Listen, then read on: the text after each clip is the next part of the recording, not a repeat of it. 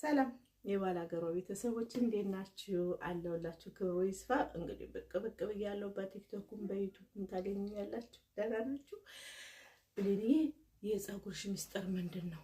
የፀጉርሽ ብዛት፣ ወዙ፣ ቁመቱ፣ ህዝነቱ ምናምን ትሉኝ ነበረ። አሁን ደግሞ አንዳንዶቻችሁ ወይ ብሌንዬ ፀጉርሽ እኮ ቀነሰ ትሉኛላችሁና እንግዲህ የቀነሰበትም ወዛም የሆነበትም የራሱ ምክንያት ነበረ። ብዙ ጊዜ እኛ ሴቶች ልጆች ስንወልድ ብዙ ነገሮችን እናጣለን። ቁመታችን ማለት የሰውነት አቋማችን ሊሆን ይችላል። አሁን ቦርጫም ልንሆን እንችላለን፣ ቄጣም ልንሆን እንችላለን። ማዲያት ሊወጣብን ይችላል፣ ፀጉራችን ሊበጣጠስ ይችላል፣ ጥፍራችን ሊወልቅ ይችላል እና ብዙ አይነት ነገር ሊገጥመን ይችላል። እሱም ያው ዶክተሮቹ እንደሚሉት የሆርሞን ለውጥ ሲመጣ መቼም ሰውነታችን ላይ ለውጥ ይታያል እንደማለት ነው።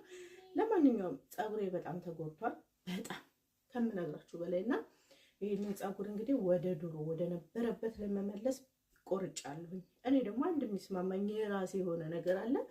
እንደኔ የሚስማማችሁ ሰዎች እኔን ተከተሉኝ፣ እኔን ቻሌንጅ አድርጉኝ። በመጀመሪያ ይሄንን እንቆርጠዋለን። በጣም ምግብ የሚሻሙ ነገሮች ስላሉ ጫፍጫፍ ላይ እኔ ፀጉሬን ስቆርጥ እኩል እንዲሆንልኝ በመጀመሪያ አረሰዋለሁኝ፣ በደንብ እታጥባለሁ ማለት ይቻላል። ከዛና በጥሬ እንደዚህ የሁሉንም እኩል ለመቁረጥ ይመቸኛል። ግን እንደዚህ ችፍርግ እንዳለ ብቆርጠው ይዛነፋል ብዬ ስለማስብ ማለት ነው። በነገራችን ላይ የዛሬ 2 ዓመትም በደንብ ነበር የመደመድኩት። አሁን ይሆን እንደምታዩት አድጓል። ለማደግ ጊዜ አይፈጅበትም የኔ ፀጉር እግዚአብሔር ይመስገን።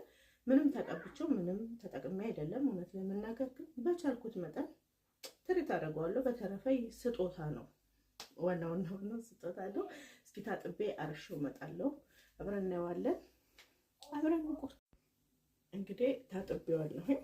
አሁን ታጥቤው ይሄንን ላይክ እንደዚህ አድርጌ ሁለት ቦታ ከፍልና በደንብ ሙሽጥ አደርገዋለሁ። ይላችሁ ታጥቤዋለሁ።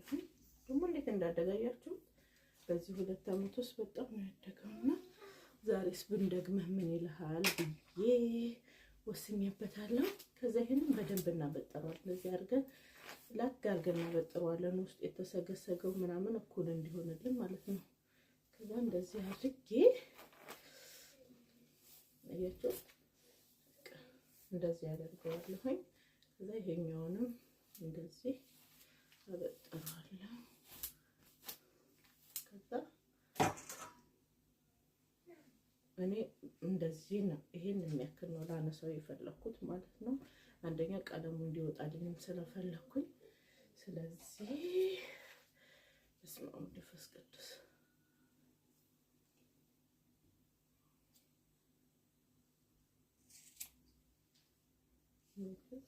ይሄንን የሚያክል አነሳሁለት። ሁለተኛውንም አሁንም በደንብ አበጥረዋለሁ። ይሄኛውን እንደዚህ አድርጌ በደንብ አበጥረውና እሱም ይቆረጣል ማለት ነው። ይሄኛውን ትንሽ አረዘምኩት ለመቁረጥ ስላልተመቸኝ ነው።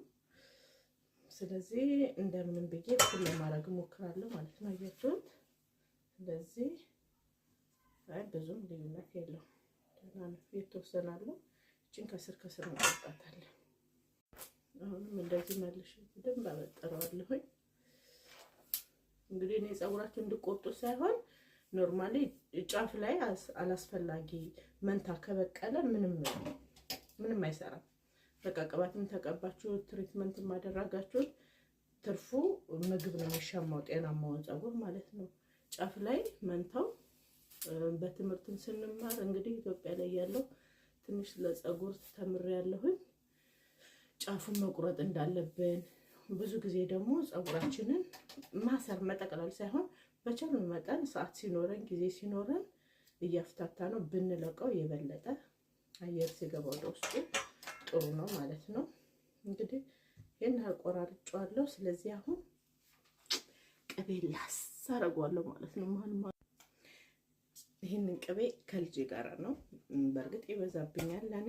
ስለዚህ ይሄንን መሀሉን እየከፈልን ቻስ ነው የምናደርገው ማለት ነው። ሳሉት እስኪ እንዴት ደስ እንደሚላችሁ ቅጥል ብላችሁ ማለት ነው። የምን ሽንኩርት የምን ስጋ መጥበሻ እናቴ ይሄ ነው ተስማሚ ለእኔ ለፀጉሬ ይሄ ነው የሚስማማኝ። ሁል ጊዜ ነው የምነግራችሁ የሆነ እንደ ቅቤ የሚስማማኝ ለዚህ ምድር ላይ እደግመዋለሁ።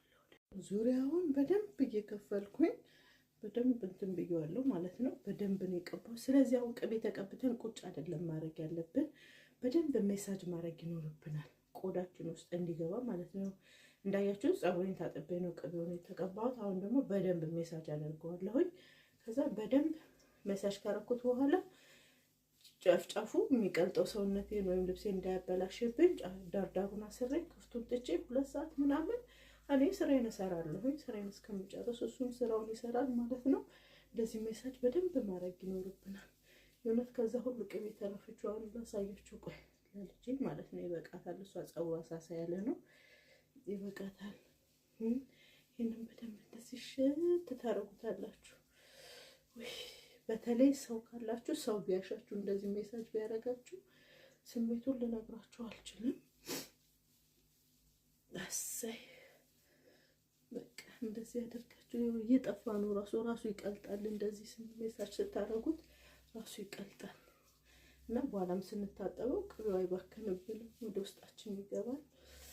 እንደዚህ በደንብ ሜሳጅ ማድረግ ይኖርባችኋል።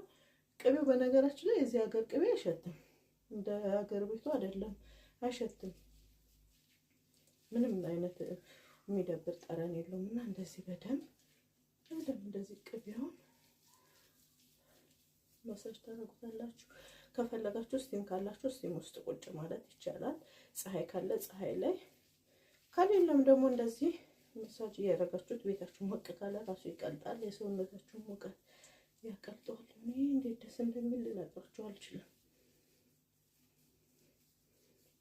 በዚህ መልኩ እንጂ ቅቤው እንደጠፋ መሳጅ ሲደረግ እንደዚህ ነው ጥፍት የሚለው። በደንብ ነው ወደ ውስጣችሁ የሚገባው። ከዛ የተረፈኝን እዚህ ጫፍጫፉ ላይ ራሱ ቀብቼዋለሁ። አሁንም መሳጅ እያደረኩት ነው። ከ2 ሰዓት በኋላ ታጥበን እንገናኝ። ደግሞ ይሄ ይበቃዋል። የእውነት በጣም አሪፍ ነው ለፀጉር። አሁን እንግዲህ ልታጠብ ነው የምጠቀመው። ሻምፖ ይሄ ነው፣ ኮንዲሽነር ይሄ ነው። እነዚህ ነው የምጠቀመው። ስለዚህ ወደ መታጠቡ እንሄዳለን ማለት ነው። ያ እንግዲህ መጥቶታል፣ ምንም ነገር የለም። ስለዚህ አሁን ታጥቤ ደግሞ አሳያችኋለሁ ማለት ነው። ይሄው ታጥቤ ያለሁኝ በጣም ነው አሁን አሪፍ የሆነው። ቁመቱን ማጠበ እርግጠኛ ነኝ አሁን የምመግበው ምግብ ሁሉ ያገኘዋል ማለት ነው። እንደምታዩት ያው ታጠብኩት። ብታይ በቃ ውስጡ ራሱ በጣም ነው ይሄው ጽድት ብሏል። በጣም ነው አሪፍ ይሆናልኝ። እንግዲህ ፀጉራችሁን እንደዚህ ጫፍጫፉን እየቆረጣችሁ ጤንነቱን ጠብቁለት። ይሄናው እንደፈለኩ ለፍሪዝ ውድ ያገሬ ልጆች። በመጨረሻም እንደዚህ ገመድ አድርጌዋለሁኝ። ታጥባችሁ ፀጉራችሁ ምን ጊዜም ታጥባችሁ ስትጨርሱ ከቻላችሁ ወፈር ያለ ቁጥርጥር ወይም ደግሞ እንደዚህ ገመድ አድርጋችሁት ብትተኙ መልካም ነው። ለምን ስንተኛ ጥቅልል ከምናደርገው እንደዚህ አድርገን እንደገና ይሄኛው ነገር ስራም ለመሄድ ትምህርትም ለመሄድ ለማንኛውም ነገር አይደብርም። ከፈለጋችሁ ይሄኛው ካደረ በኋላ ስተረትሩት በቃ ያበደ ፍሪዝ ነው የሚሆንላችሁ። ተወዱታላችሁ። የእውነት ፀጉራችሁን ማይጎዳም። ቅባትን ብታደርጉበት አሁን ውስጡ የተከፈለ ስለሆነ ይሄ ውስጡ ቅባትን በደንብ ሲያገኝ ቆዳችሁ ይረሳል። ለውጡን ታውታላችሁ። የእውነት በጣም ነው እንደዚህ ብታረጉ ፀጉራችሁን ለመመለስ ያግዛችኋል ባይነኝ። ሁሉ ጊዜ ፀጉራችን ጭምድድ አድርገን ከምናሲዝ እንደዚህ ገመድ ወይም ደግሞ ፈር ያለ ቁጥርጥር ወይም 3 ቦታ አሸማሸም አድርገን ነው ብንተኛ አይጎዳም። ላይክ ኮሜንት ሼር ብታደርጉልኝ ዩቲዩብ ቪዲዮን ቫይራል ያወጣልኛል ወይንም ደግሞ ሪኮሜንድ ያደርግልኛል። ስለዚህ ሁላችሁንም የምጠይቃችሁ ላይክ ኮሜንት ሼር አድርጉልኝ። ስለምትከታተሉኝ ከልብ አመሰግናለሁ። እግዚአብሔር ያክብርልኝ ሁላችሁንም። በሌላ ቪዲዮ እስክንገናኝ ለዛሬው እዚህ ላይ ይበቃል። መልካም ጊዜ ይሆንላችሁ። ቴንክ ዩ። ስለ ሁሉም ነገር አመሰግናለሁ። በጣም ነው የሚያምረው።